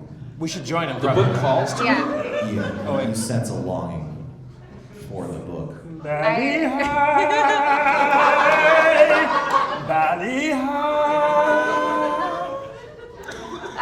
We join Sharpie Blue. near the blood book. You slide down the shaft and are joined with Sharpie. I do likewise. That happens also. All right, let's start simple here. I'm going to use my crossbow, which I never do. And I would, actually, no, I'm sorry. Kind of my thing. I'm gonna give to Mulrain, who I assume has better archery skills than me. I'm carrying a thing called Melf's Acid Arrow. That's actually a spell. Oh, okay. Never mind. You can cast it, Is that like magic missile? But yeah, except it does acid damage, and there's a chance that it'll do acid damage later on, like damage over time. Yeah. Okay, I'm gonna try that. I'm gonna try Melf's Acid Arrow because it's an organic thing. MILF's acid arrow? No, not MILF. Melf. Oh, okay. Melf.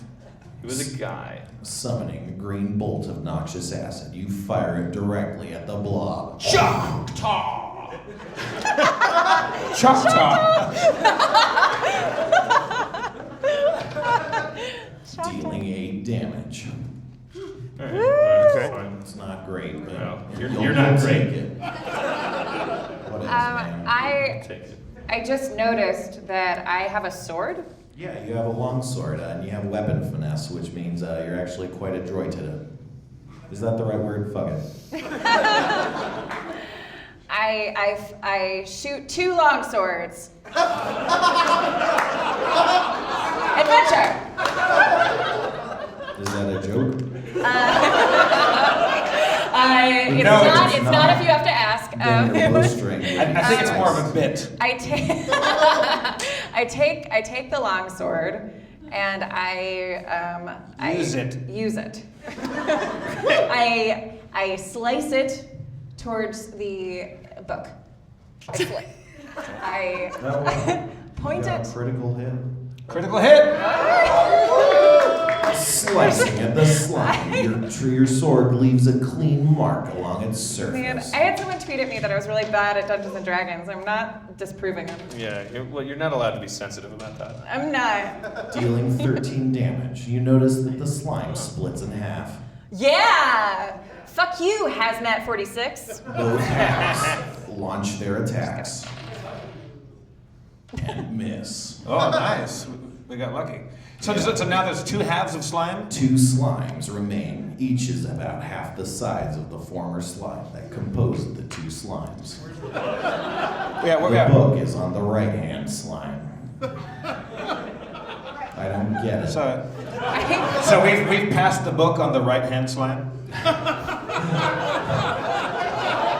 I'm confused. This is making me think that I don't know what slime is. Because the way that it's acting, I don't understand. You don't know what swords are. It's a large blob of a goop and acid that'll kill you. Okay, I go into a, what do you call it? What's the one? I do a power attack with my Power attack. 1, 2, or 3. 2. 2. Yep. You miss. Shit. Oh, I'm sorry. This is stupid. You hit. Yeah! Shit! Slimes are really All right.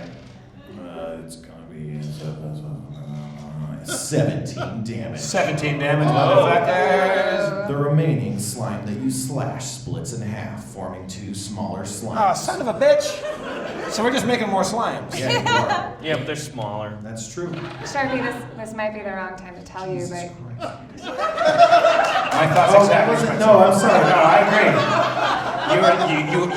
You spoke my thoughts. The slimes lurch towards you. You strike both Sharpie and Mulrain Hey, Mulrain, with a pseudopod. now's a good time to check in with your boyfriend. I'll be over here kicking ass. I was just gonna say I'm very proud of you, that's all.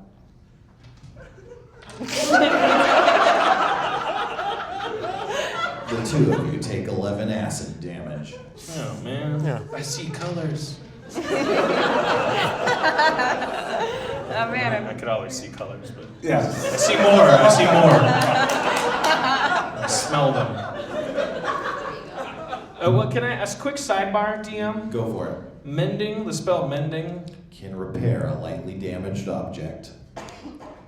Like, Do you want to like stick the slime back together? like if there's a hole in a boat, that's what that's for. Or like if you sat on your watch. You know what time it is when I sit on my watch. Dare box time. Time to get a new watch. Man.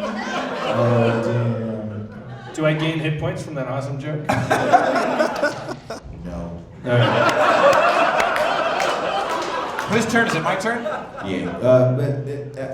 I mean, I wouldn't. Yes, I was thinking maybe for a second if I used mending to mend the. But I don't If want you'd to. like to, that might make sense. It's really easy to repair a slime. You just kind of smash it back together. Because but I mean, I don't Yeah, know. It's maybe. like Are we trying? it's like an asteroids. Why would you want to remake a big asteroid? Because it's easier to dodge a large one. But it won't. Okay. I don't know, I'm Fine. just- Fine. I I'm think- hearing I that I think should it try this. I'm Go gonna do for it.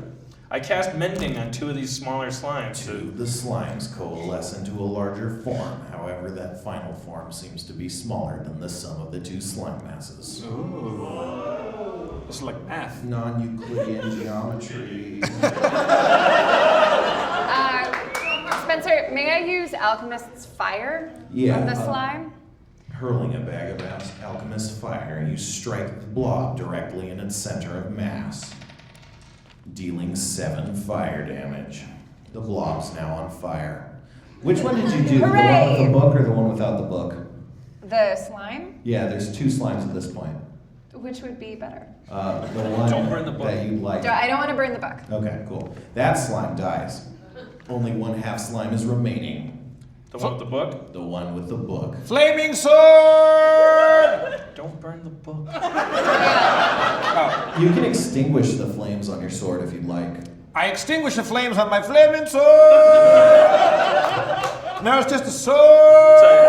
It's a closet sword. Yes, yes, yes, yes, It's a straight acting sword. yeah, it's very butch. Closet sword. Yeah, It's a bear sword. Yeah, it wears shirts with sleeves now. And, You slice the book slime and it splits in half, but it also takes 17 damage. It appears to be on the ropes.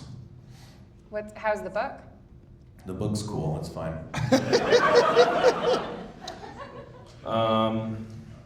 Magic missile. I cast magic missile at the slime All so as right. not to hurt the book. I'm gonna resolve slime attacks first. Yeah, resolve them. Good luck with that. Quark, you take 11 damage. uh-oh. Where's I put my hit points at? You should have been at full. I don't think you got hit from any of the spider things. I took a little bit of damage. I think I took like 7 or I something. think 7 from the lightning spider, so 7 and 11 will put you somewhere around 22. This is so exciting. It really is. I'm riveted. Sure, he takes 5 damage.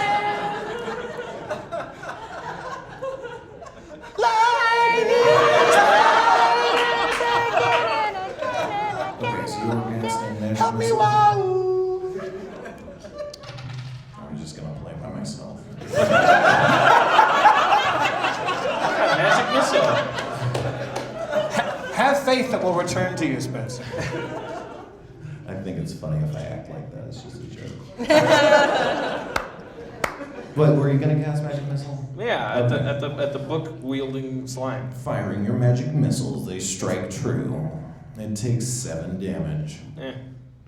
I've It's done dead. It's All dead! The right. slime evaporates. You see the book remaining, resting on the fleshy ground. Step back, magic expert. I go to the book. Yep. I examine it with my magical eyes. It appears to be written in some sort of red ink. Or maybe Abyssal? blood. It's actually a language you don't recognize. However, you still seem to feel the power and energy emanating from this book. Does it feel evil? It feels not evil, but definitely dark. Definitely the power of death. I touch it. You touch it. The book, right? Sharpie. It feels slightly damp with blood. As you touch it, a bit of blood seeps out of the book onto the ground. Open it up and check it out, man. I open up to the inside front cover. The inside front cover. That's the flyleaf. It's covered in blood. I open up to a random page in the middle.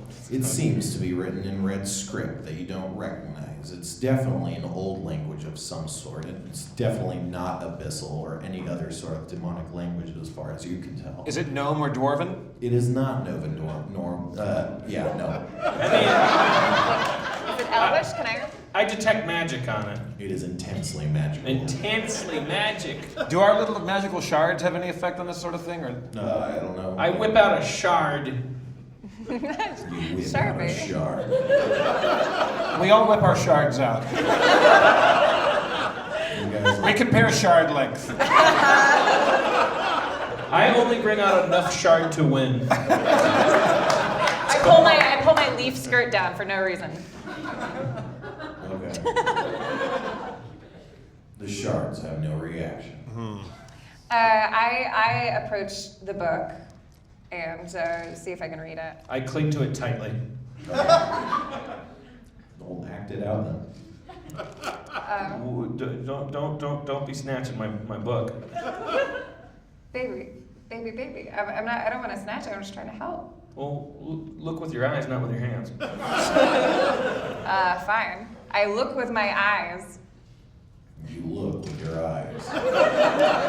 You see a book. It appears ancient and old. Can I read the language? You cannot read the language. I said we take the book and find somebody who can speak this language. What are the exits available to us, Spencer? Right now, you can only see a sphincter on the floor. Yeah. Perfect spot to end, I think. Yeah. Look at Butthole the cliffhanger! Looking at a sphincter! Thank you so much. Aaron McGathy, everyone. Swordmaster. Aaron, are you selling merchandise out there? Oh, I'm so glad you asked. Spencer and I will be selling merchandise downstairs. T-shirts, 1 for $15, 2 for $25. Free smiles, free hugs, lots of love. Stay true to yourself. And depending on what time it is, so far I have yet to be unable to stay until I've signed every single thing that people buy. So Yeah. we may break that record here because we have to leave. I say we're getting close to wrapping this thing up here. Oh, of course. Well, that goes without saying. I mean, I don't want to talk about politics and religion for another 40 minutes. I just mean I don't know what time it is. It feels like we did a 4-hour show in a good way. It's 9:10. Chicken noodle dick. Chicken noodle dick. Chicken noodle dick and a can for you. There's a sip of some hearty broth, and your lips will froth at the taste of it, my friend. Chicken noodle dick. Chicken noodle dick. It's nice and thick. Let's sing the chicken noodle dick song. You guys, but we didn't sing it in last night's show in where were we? Kansas City. Denver. Denver. We sing it in the It's all the same. Here I am. Ain't got a dick, got a chicken noodle can. All my life, I've been putting this can inside my chicken noodle wife. Chicken noodle guy come down from the mountain, said, chicken noodle man, you gotta work all day. Chicken noodle man, you gotta cross the river Jordan. Feed the devil soup until your troubles go away. Soup to the bowl, bowl to the spoon, spoon to the mouth, you're gonna get well soon. Gotta get some rest and sleep till noon. Grab a cup of coffee, then head to the saloon. Singing Chicken noodle God come down from the mountain, saying, chicken noodle man, you gotta work all day. Chicken noodle man, you gotta cross the river Jordan. Feed the devil soup until your troubles go away. the wind blows south and come what may. My chicken noodle wife let me just the other day. There's not much else I can do but pray. My chicken noodle man, I gotta work all day. Everybody! Chicken noodle God come down from the mountain, saying, chicken noodle man, you gotta work all day. Chicken noodle man, you gotta cross the river Jordan. Feed the devil soup until your troubles go away. Very spiritual in Salt Lake City. It's a town. It's a half Mormon, half secular town. Half drunk, half sober. Thank you.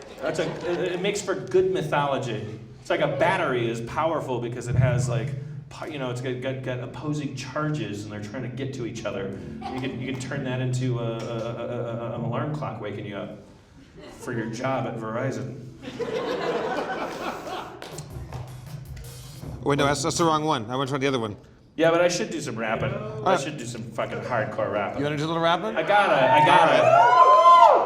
It's not because I want to. It's because they deserve it. Oh no, yeah, no. The people cry out for what they want. Like I don't want to have to look anyone in the eye tonight that says like you didn't rap. I brought my daughter. You didn't rap. You didn't rap.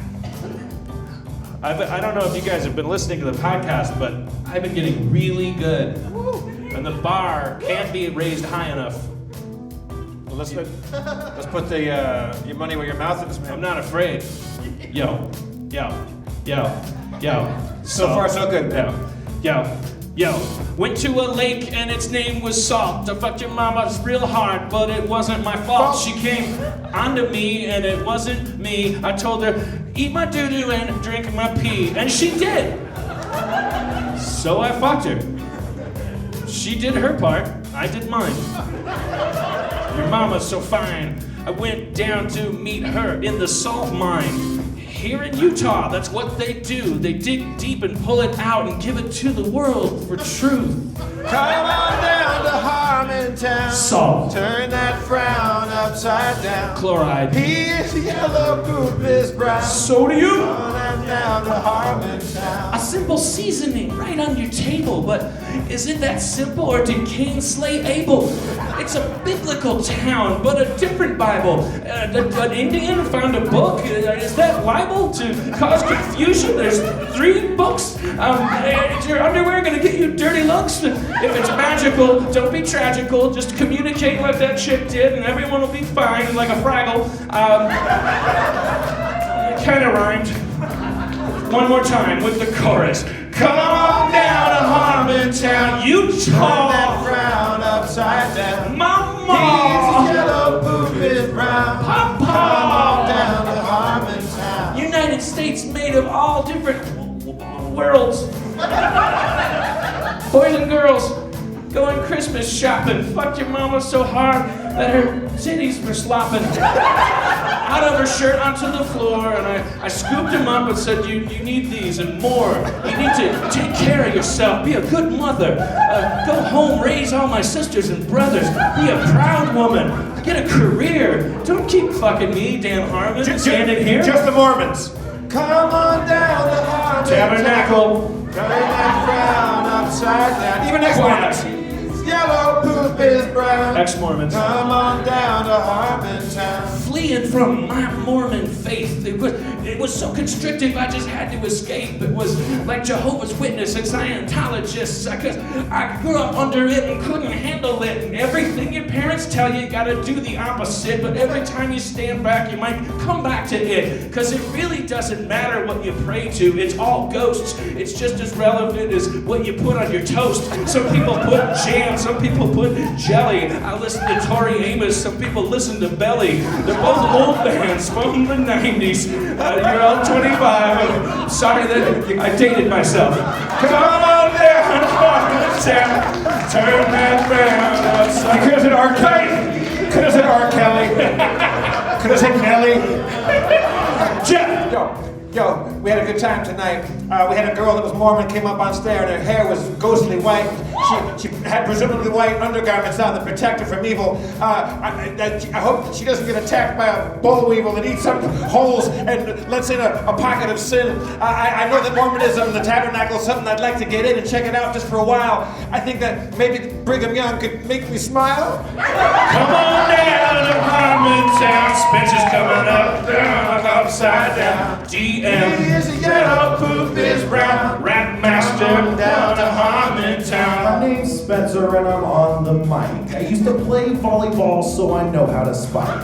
We just came out here to Salt Lake City. It's the saltiest place to suck your mama's titty. It's a lot of fun to be up here, I admit. I think that you all should just submit to my will. Just start all listening to me, and everybody doesn't even have to be free. You're all my slaves. Come on down to Harmontown. Thank you, Salt Lake City. Thank you very much, everybody. He is yellow, poop is brown. Thank you, Jews, for coming up down here. Craig, good luck with your job back in Wisconsin, or back in Los Angeles, right, and stuff. Talitha, our Mormon representative. Thank you, wise guys. Let's all go out, meet downstairs, get some merchandise, have a drink, and say, hey, oh, we can't have a drink. It's illegal here.